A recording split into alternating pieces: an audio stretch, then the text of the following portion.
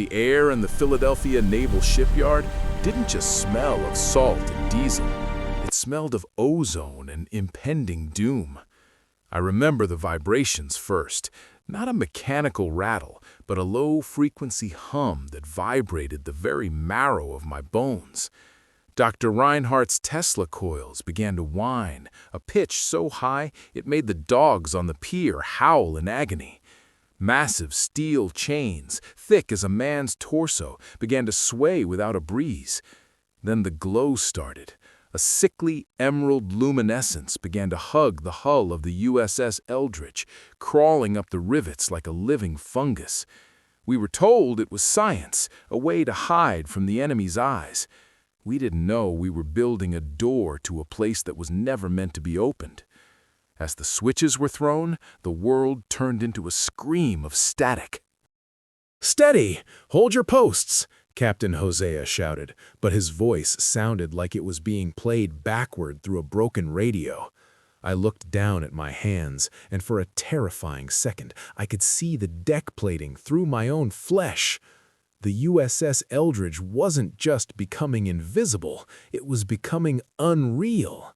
The emerald fog thickened until the shipyard vanished. There was no more Philadelphia. There was no more 1943. The ship gave a violent, sickening lurch, not a roll on the waves, but a shift in the fundamental geometry of existence. Men began to vomit a black, oily bile. The steel walls started to pulse like a heartbeat. The geometry of the bridge twisted. The 90-degree angles of the bulkheads became impossible, acute, folding in on themselves as the ship slipped out of the world we knew. We didn't travel through space, we traveled through hell. But it wasn't a hell of fire, it was a hell of stagnation. We entered a realm of infinite, crushing grayness, where time didn't flow. It pooled like stagnant water. I saw the faces of the crew begin to stretch. Miller, the boy from Iowa, reached out for a railing, and I watched in paralyzed horror as his fingers melted into the hot steel, fusing at the molecular level. He didn't even scream at first. There was no air to carry the sound. In this in-between space, I saw things moving in the static. Shadows that were darker than the void, massive and geometric, drifting through the hull as if the Eldridge was a mere ghost. They weren't interested in us. We were just ants caught in the gears of a cosmic machine they had operated for eons.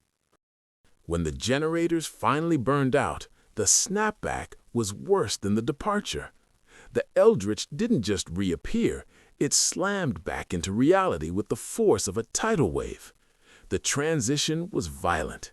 I felt my skin being pulled through a needle's eye. When the green mist finally cleared, the shipyard was back, but the silence that followed was the loudest thing I've ever heard. Then the screaming started. Men were half buried in the deck, their legs protruding from the steel plating like macabre sculptures. Some were inside out, their internal organs pulsing in the cold morning air. But some looked fine, except for their eyes. Their pupils were gone, replaced by a flickering, iridescent static. They were back, but their souls had stayed behind in the gray. The Navy cleaned it up fast. They used blowtorches to cut the fused men out of the ship and incinerated the remains. They told us to forget, or they'd bury us too. But I saw what they took off the ship in those lead-lined crates. It wasn't equipment. It was a leak. A pocket of that distorted space-time that had taken root in the ship's engine room. It was a flickering, semi-sentient knot of energy that defied every law of physics. 80 years later, I know it's still there, beneath the Pentagon or buried in some nameless trench. They call it a technological breakthrough, but I know the truth. It's a beacon. It's a tether. And something from that Gray Purgatory is still using that tether to pull itself into our world, inch by agonizing inch. I've spent 60 years living under names that weren't mine, moving from one coastal town to another, always keeping the ocean in sight. They think I'm a senile veteran, a relic of a war they've sanitized for history books. But they don't see the way my skin glows when a thunderstorm rolls in, or the way the clocks in my house stop at the exact second the experiment began. The Navy never truly let me go. I'm a sensor, a living Geiger counter for the static. Every few years, a man in a charcoal suit arrives at my door. He doesn't ask about my health. He asks if I've heard them lately.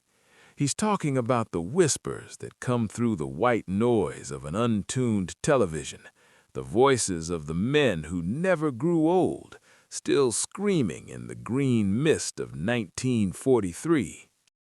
The leak we brought back didn't stay contained in those lead crates. It's like a cancer in the fabric of the world. In the Navy's deep storage archives in Maryland, there's a floor that doesn't exist on any blueprint. My handler once let a name slip, Project Echo. They're trying to weaponize the distortion, trying to recreate the slip without the messy side effects of fusing sailors into the hull. But you can't tame a hole in reality. I feel it growing. Every time a modern satellite malfunctions or a city suffers a massive unexplained blackout, I know it's the static reaching out. It's not just an energy source, it's a predatory dimension. It remembers the taste of our world, and it's been hungry for 80 years. I have a shortwave radio that I built from parts they can't track. Old vacuum tubes and copper wire, the primitive tech that isn't as easily corrupted by the static. Sometimes at 3 a.m., I catch a signal that shouldn't exist. It's the Eldridge's bridge. I can hear the sonar pings, the frantic clicking of the Geiger counters, and the sobbing of a man named Billy who died in my arms 80 years ago. "It's cold, Sarge," he whispers through the interference. "It's so cold in the gray." The Navy thinks they've buried the truth in mountains of redacted paperwork, but the truth is vibrating in the air around us. We didn't just open a door, we tore a hole in the hull of reality, and the water is rushing in. Last month, the charcoal suit man came with a different look in his eyes. Fear. He showed me a photograph taken inside the archive vault. The lead walls were warping, stretching like taffy toward a central point of nothingness. In the center of the room, the knot of energy we'd brought back had taken a shape. It wasn't geometric anymore. It looked like a human silhouette, tall and flickering, made of frozen emerald light. It was reaching out, and wherever its fingers touched the steel, the metal turned into glass. They wanted me to go there. They thought the last survivor of the Eldridge might be the only key left to lock the door. They don't realize that I'm not the key. I'm part of the lock. I'm sitting in the back of a black SUV now. The '67 Ford I spent my life fixing, left abandoned in a diner parking lot. We are heading toward the Maryland facility. My skin is humming so loudly it's setting off the car's dashboard sensors. The driver is sweating, his knuckles white on the wheel.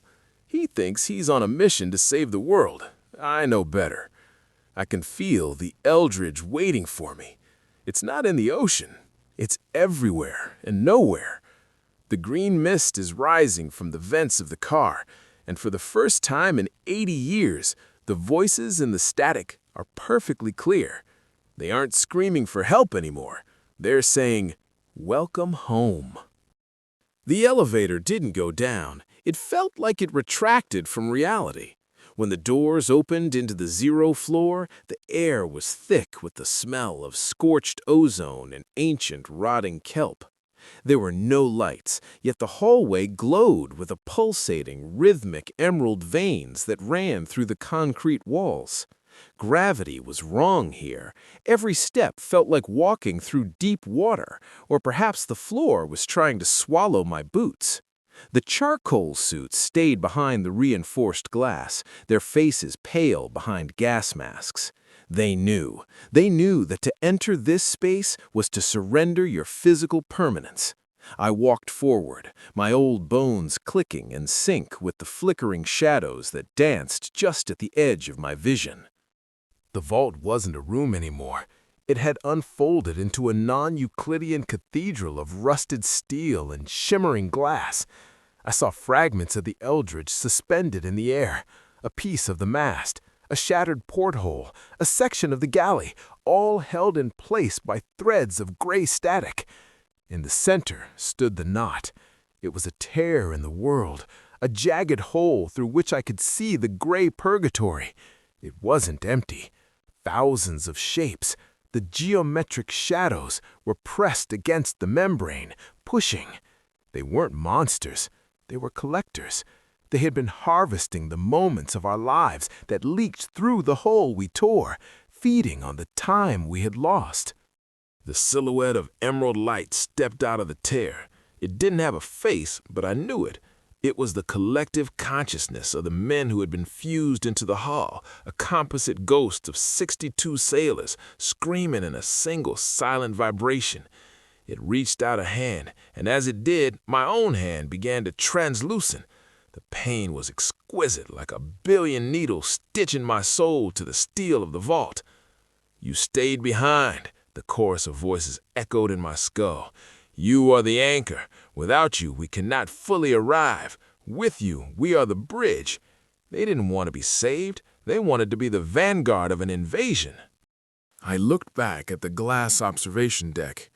I saw the Admiral, his hand hovering over a purge button, a nuclear failsafe that would vaporize this entire county. He was waiting for me to fix it, but there is no fixing a broken universe. I realized then that my 80 years of survival wasn't luck. It was a tether. I was the last thread holding the Eldridge to the year 1943. If I stepped into the light, the thread would snap. The ship would be lost forever in the gray, and the door would slam shut. But I would become part of that eternal, freezing scream. The static flared, blindingly bright, smelling of the sea and the end of the world. I didn't run. I didn't pray. I simply let go.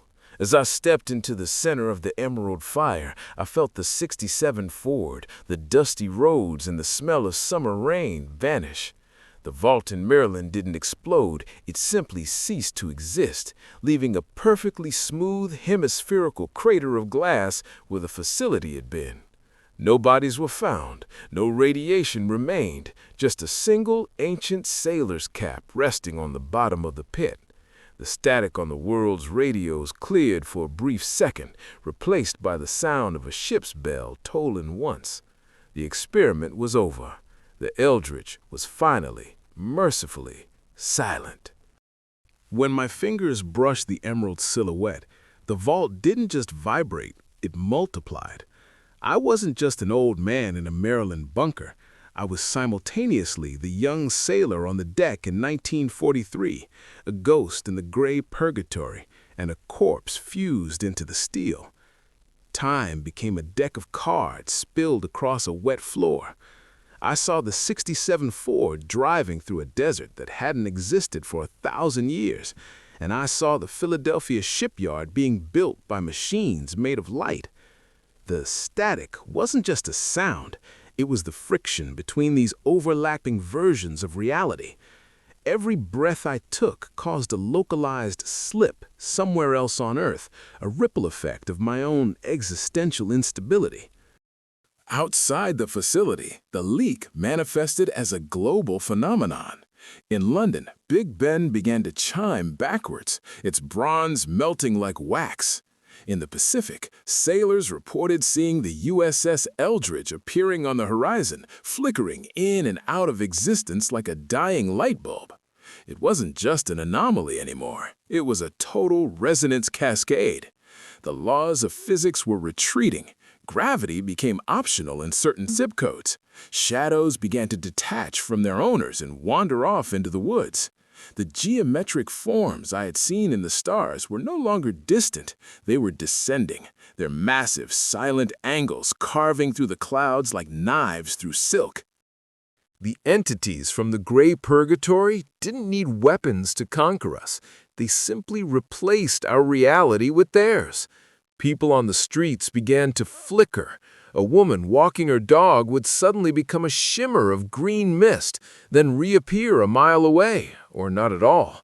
The static was harvesting our consistency.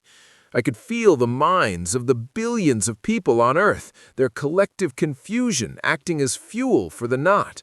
We were being converted into information, stripped of our physical mass to feed the hunger of a dimension that had been starving since the beginning of time.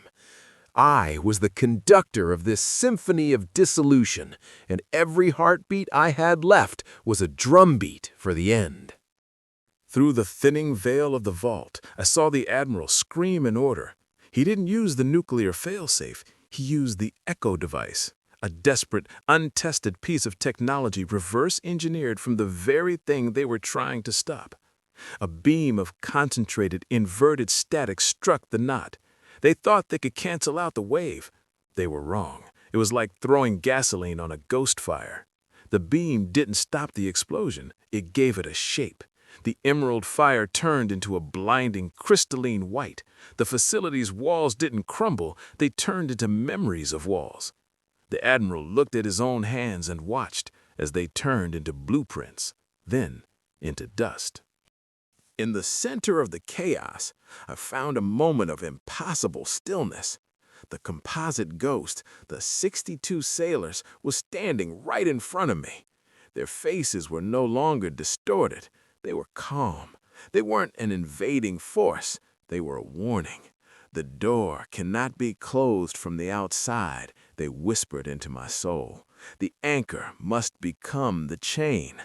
I understood then that to save the world, I couldn't just die. I had to inhabit the static. I had to become the guardian of the breach, existing in the millisecond between 1943 and the present, forever. The price of the world's survival was my eternal isolation in the heart of the storm. I reached into the white-hot center of the knot, not as a man, but as a ghost reclaiming his ship. As my hand closed around the core of the static, the world began to fold. The infinite cathedrals of rusted steel and the emerald fog started to collapse toward my chest.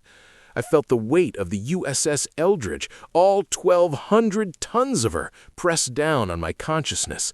The screams of the sailors didn't vanish. They harmonized. We were no longer victims of an experiment. We were becoming the experiment itself. The bunker in Maryland, the Admiral's blueprints, and the geometric shadows in the sky were all sucked into the singularity of my own fading memory. The echo device feedback loop hit its peak, and for one transcendent second, the static turned into perfect, absolute silence. The resonance cascade halted. In London, the bells stopped melting. In the Pacific, the flickering ghost ships vanished from the radar. The world snapped back into its grooves, but it was a bruised reality. People woke up with a lingering sense of loss, a phantom itch in their minds where the Gray Purgatory had touched them. The Navy's archives were purged, not by fire, but by an ontological erasure. Every document, every photo, and every witness to the Philadelphia experiment simply ceased to be. The debt was paid in full. I am not dead. I am the silence they named this story after. I exist in the microsecond between the spark of the Tesla coils and the disappearance of the ship. To the world, 80 years have passed, but for me, I am forever standing on the deck of the Eldridge, watching the emerald mist rise. I am the firewall. Every time the static tries to leak back into the world through a faulty radio or a shimmering sunset, I am the one who pulls it back. I am the ghost in the code, the hum in the power lines, the reason why some secrets stay buried in the dark. I have become the very thing I feared, the eternal prisoner of 1943. Somewhere in a dusty corner of a forgotten basement, an old shortwave radio crackles to life for a fraction of a second.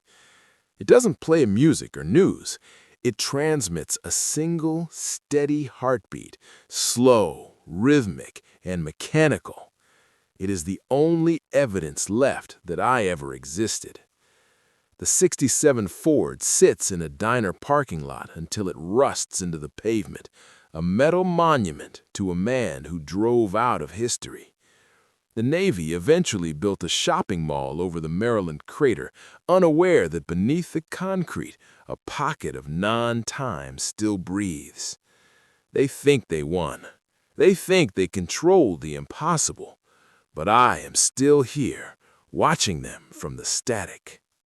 The green mist is finally thinning, replaced by a cold, starless void. I can see the geometric forms moving in the distance, but they don't approach. They know I am the anchor. They know that as long as I remember the smell of diesel and the feel of the Iowa sun, this world is off limits to them. I close my eyes, or the things that are now my eyes, and listen to the silence.